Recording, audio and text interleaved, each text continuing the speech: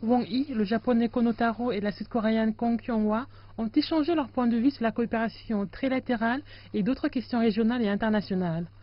Wang espère que les trois pays pourront préserver le multilatéralisme et le libre-échange.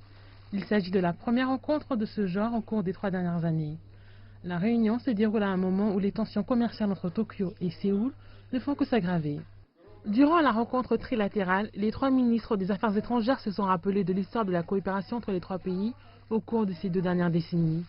Ils ont convenu de renforcer la coopération et de commencer les préparations du prochain sommet des leaders.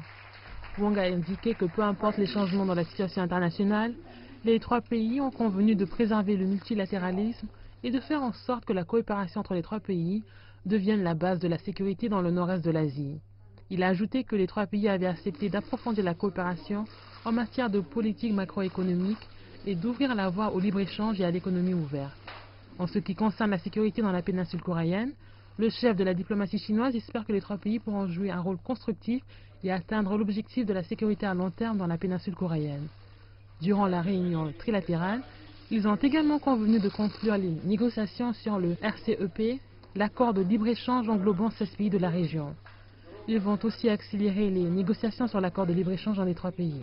M. Wang a ajouté qu'il espérait que le Japon et la Corée du Sud pourraient régler leurs différends commerciaux actuels par le biais de négociations et du dialogue.